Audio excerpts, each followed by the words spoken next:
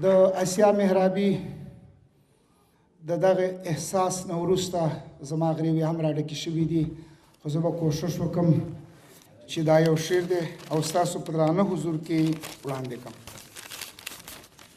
وایي زړه به مې ولې نه چوي، زړه به مې ولې نه چوي په ګران وطن کې مې چې په کوټو کوټو واوري،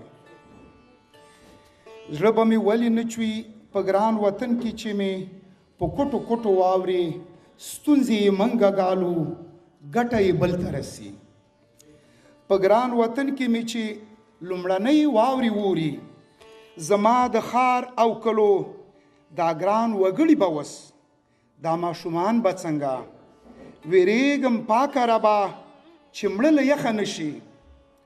دوی په کورونو کې به څه د سیزلو لري، فکر مې دا دی ربه چې به یې وس نه لري.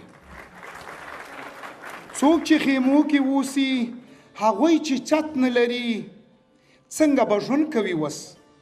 د هندوکش او د سپین غر او د پامیر د غرونو، هم د پغمان او بابا غر له واورو، په کوټو کوټو ډک له سپینو واورو.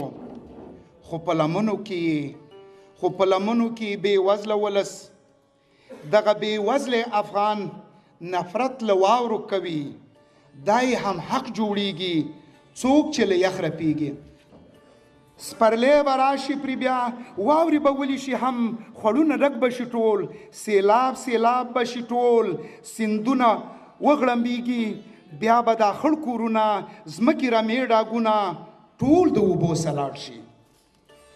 خو دا اوبه به آخر زمونږ ګاونډ ته رسي، وړیا وړیا بهیږي. دا د کابل او د کونړ سیندونه زی د پنجاب ځمکې ته، دا د کوچي او هری رودونه به ټول ایران خړوب کړي. خو مې عاجز افغانان هم د خپل سیند په غاړه تږي او تږي به وي.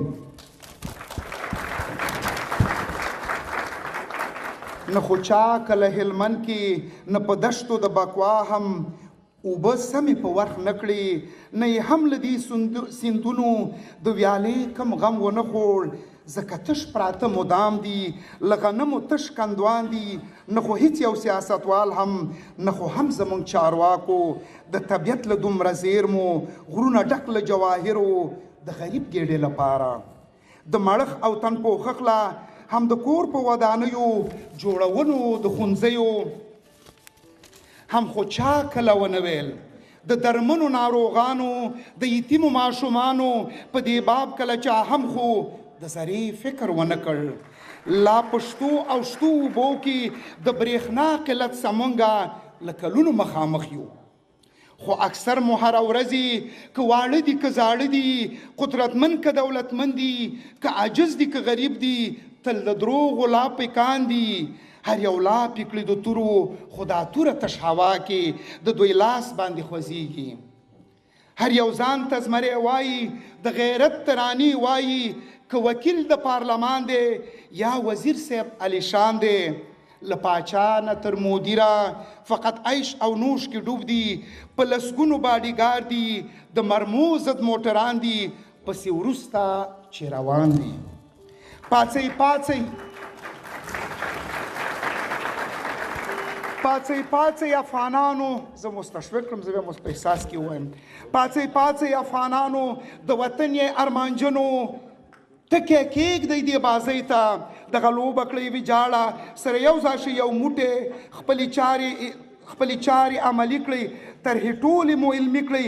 دا د بل په زور راغلي بې سواده ټوپک مار دي، بې سواده سیاستوال دي، دا د ظلم خاوندان مو، دا په مونږه حاکمان نور، دا کاذب سیاست بازان نور، په دولت کې غاصبان نور د یوې جارو سه دومره خله منځه دوی جارو کړئ. ډېره مننه.